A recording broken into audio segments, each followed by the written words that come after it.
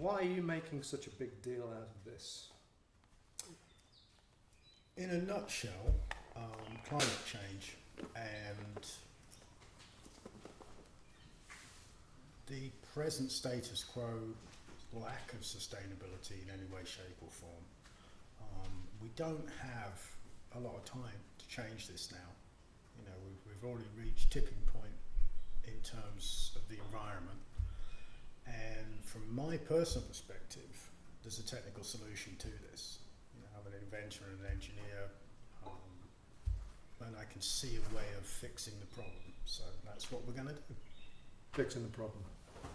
It's a big problem. It's a very big problem. So, talking of problems, what's the problem with our energy, with our current energy generating systems? It's based on fossil fuels, which are typically 100 million year old carbon, which lives in the ground. The extraction process for taking it out of the ground is ridiculously inefficient, and as we do so, we fill the atmosphere with carbon dioxide.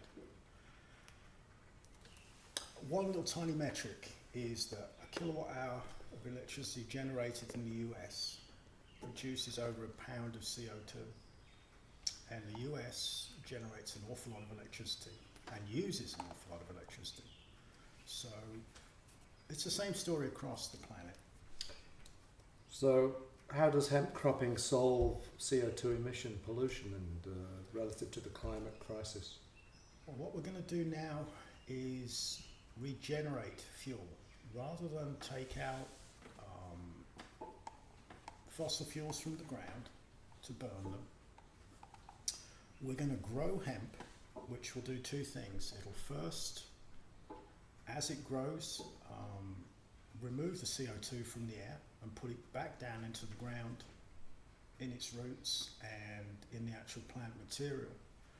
That carbon then gets turned into fuel through our process. So every 90 to 120 days we have a new crop of hemp, which provides fuel and it provides food. And every acre of hemp planted per crop is a 10-ton reduction in CO2. And that is something that's just not possible with any other process. So would you say that the eHemp House Smart Box processor could possibly replace fossil fuel systems? Absolutely. Absolutely. We just need enough of them and enough people growing hemp to actually provide the fuel. So that would be a transition, if you like, from centralized, exhaustive systems to a decentralized decentralized power generation, decentralized farming. You know, the plant itself doesn't need any fertilizer, particularly. It uses very little water. It's virtually drought resistant. It grows in such a short space of time, and it's very resilient. It will survive in very tough environments. So, especially places that have been over-farmed, very intensive agriculture destroys the topsoil, and the hemp will actually remediate a lot of that damage. So it's a purifying agent. It also acts as a great filter. The plant itself is like a sponge. Any heavy metals, pollutants, whether it's airborne, whether it's soil-borne, actually gets sucked up by the plant. A classic example is they planted it all around Chernobyl, and the current scientific theory is that much as Chernobyl was a big disaster, the fact that all the humans moved out, it's actually gone back to nature and is quite a healthy ecosystem again in a strange way, and that's due to the plants themselves. So does hemp cropping, does that make sense to say hemp cropping as a type of industry or farming, agricultural industry? I mean, hemp cropping and processing revolutionize the way we live, the global industries? It's the way we used to live. I mean, the first American flag was made from hemp. You know, the first Levi jeans were made from hemp. I think your Bill of Rights. Bill of Rights. Declaration of Independence. Declaration of Independence and the Bill of Rights were printed on hemp paper. So, you know, up until the whole, you know, reefer madness era and DuPont and, you know, chlorine paper process, everything was hemp to that point. You know, it's the strongest plant fibre known. Henry Ford made a completely hemp plastic composite car in the 40s that was about 1,000 pounds lighter than a steel car, and it ran on hemp fuel. What happened to that? Is there a huge opening for poorer nations, developing countries to get it right this time Absolutely. before they go too far with conventional? Absolutely, yeah. The emerging nations, folks, you know, India is a classic example. There's so many cell phones there, and there's so much of that first world industry have gone straight to the 21st century, missing out the Industrial Revolution and, you know, centralized power generation and. So yeah, it'll be much easier for, say, an African nation to get to where we are now, because they don't have to build, you know, an $80 trillion power distribution system. They don't have to have oil refineries and all the other trappings of success that we have here, which are the primary causes of the global warming that we're experiencing today.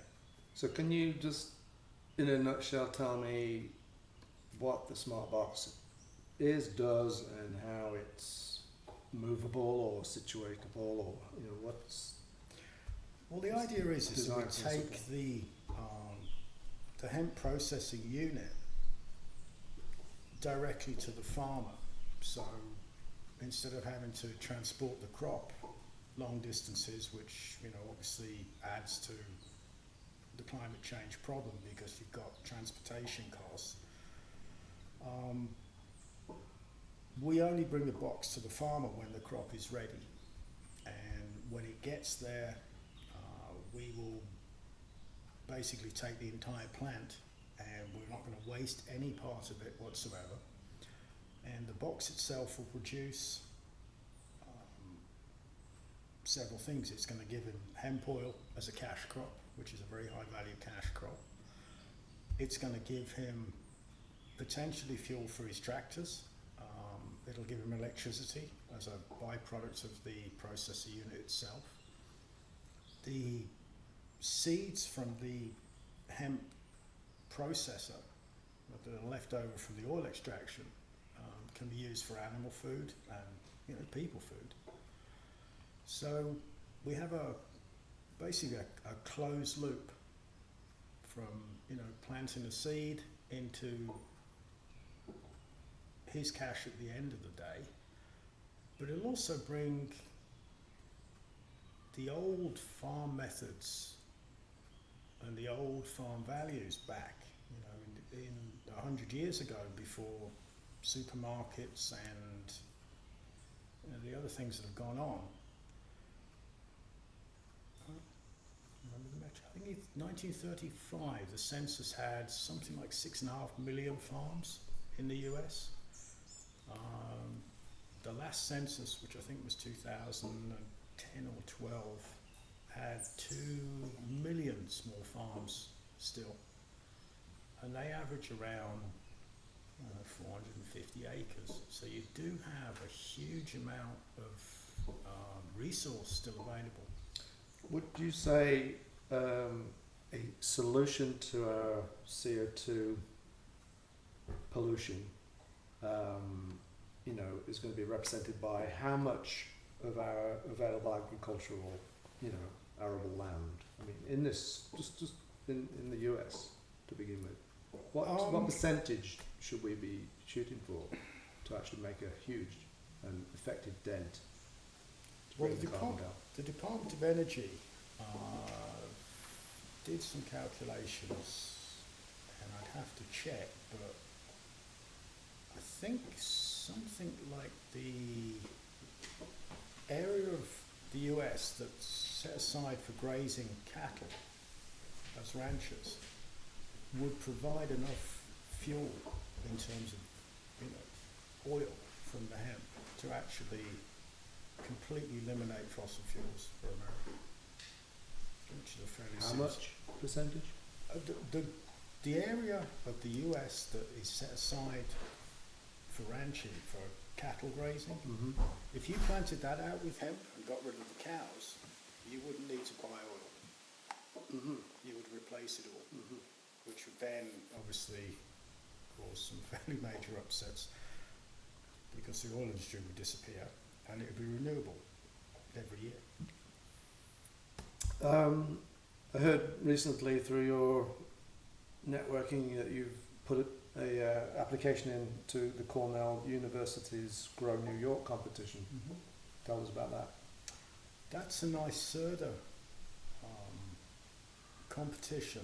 This one it's brand new. This has been the first year it's ever been done, and it's a completely agricultural based, I guess, innovation type competition. There's $1 million first prize, and then there's a couple of other prizes going down. But what it's designed to do is find the best innovation that's available now for farming, basically. So it's based around food,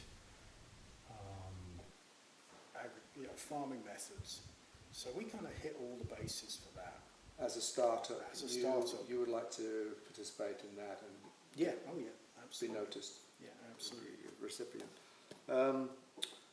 How does Hemp House Smartbox technology spur the new economy?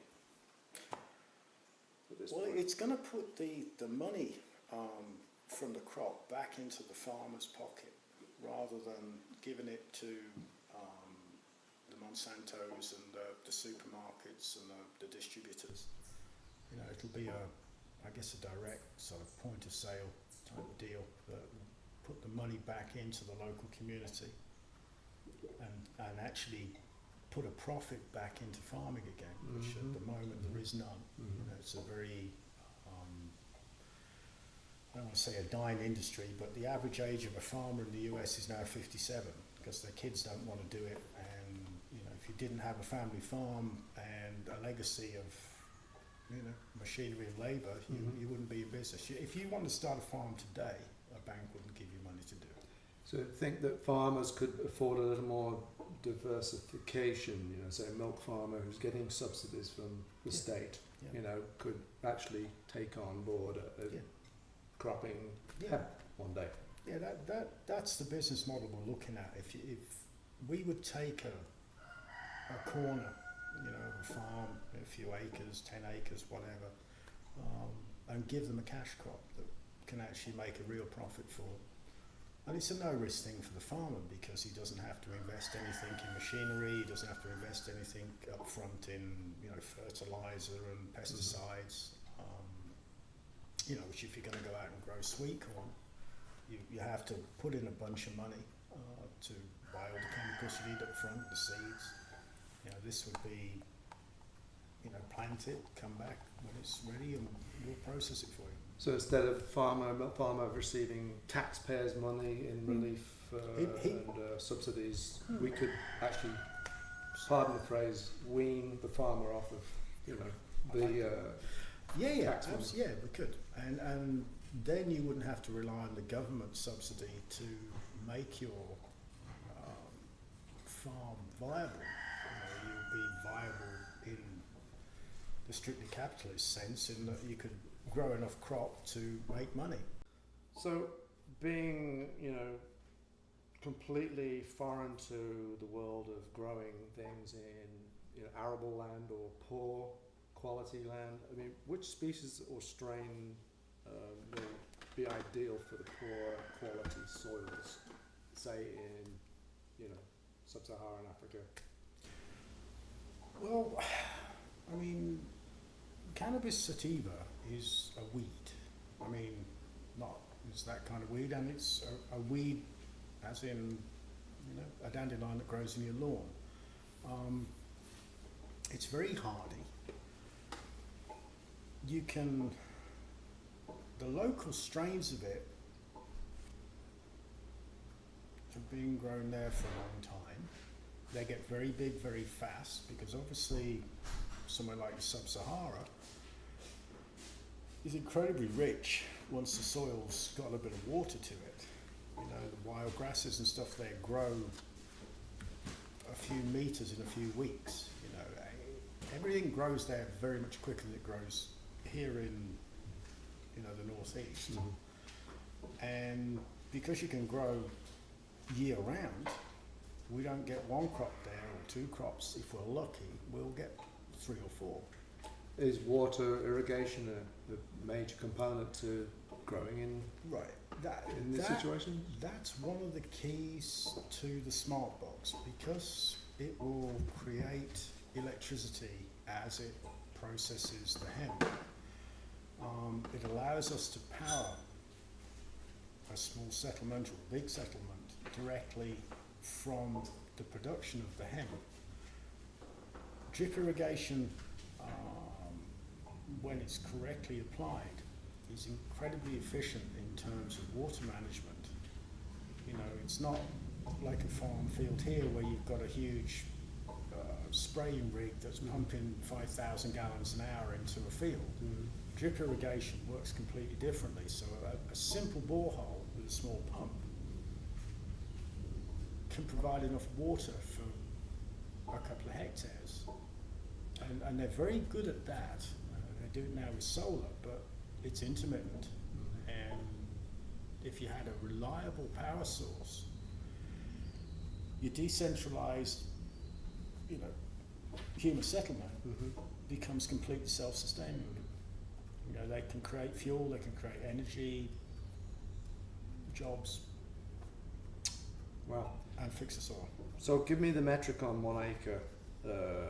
What's it going to take to plant an acre?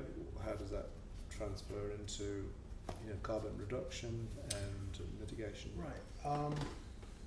A 1 acre space, which is a regulation soccer field, which is 50 yards by 100, needs 25 pounds approximately of hemp seed, which is a small bag. One seed to make one plant turns into 500 approximately per plant. So that's the kind of ratio of growth. If you were to replant that, you would end up with the next progression. We've done that as a geometric progression, and a 1 acre plot with 25 pounds of seed planted on it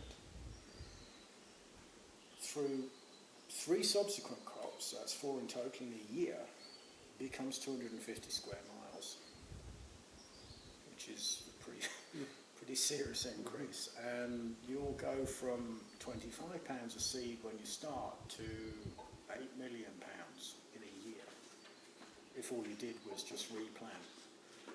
But what that would do, even if you didn't take anything from it, is take 1.6 million tons of CO2 out of the air. And that is a very high number indeed in terms of CO2 sequestration. What's your vision for our capacity to get this planet planted this way with the sequestration? What's your vision? The number I came up with, based on last year's approximate energy usage, which was I think 157 terawatt hours of electricity, was About a 400th of the area of the planet, which is 2 countries about the size of Zambia. If they were all planted out in hemp, in a year would actually not only suck up all the CO2 we create that year, would actually start making a dent in what's there already. So this is truly the first carbon negative machine, and its scalability is, I'm not going to say infinite, but it's pretty darn big. So, scientifically speaking, it is a solution. Absolutely. The science absolutely. is down pat at this point. Absolutely, yep. If we didn't process it and all we did was plant the hemp seed, this would happen.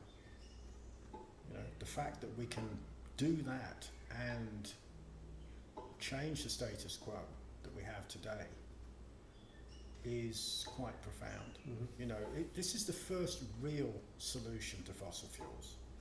You know, solar energy is not going to do it because PV panels still have to be created in the first world, in industrial processes that you really don't want to have going on anymore. You know, big factories churning out PV panels, and the solar panels themselves, when they get to the end of life, where are you going to put them on? You know, wind turbines are the same deal. It's all fantastic, but it's a big steel pole with a huge electric generator attached to it, and gearboxes and lubricants, and it's not something you can make in your backyard. You can make a small one, but it's not going to make much of a dent in the problem. Brings me to a question about possibility of open sourcing. Absolutely. The moment we get this design finished and it's proven, the whole ambition for this company is to actually make this open source. You know, we want to, if somebody can come up with a better, cheaper way of making it, or can come up with a better process, we're all for it. You know, we don't need to control this. And emerging nation stuff, we could supply them sub-assemblies to, you know, put the thing together there. You know, we'll give them the clever bit that they maybe can't make, but if they want to put it into a sea container and move it out there to wherever, okay, we'll show you how to do it. So a little bit of international cooperation. Oh yes, yeah. Possibly UN. UN, any of these guys, UNICEF, you know, they could all get on board with this. And it would also be great for areas where you have drought, where you have, you know, no power. You know, the first thing that happens after any of these natural disasters is you have no electricity, so you can't run hospitals, you can't run water pumps, you can't do anything. And this would be a very robust mobile infrastructure. You can just pick the things up and drop them where they need to go. So it's food security, energy security. All of it. All of it. Yeah, communications. Thank you.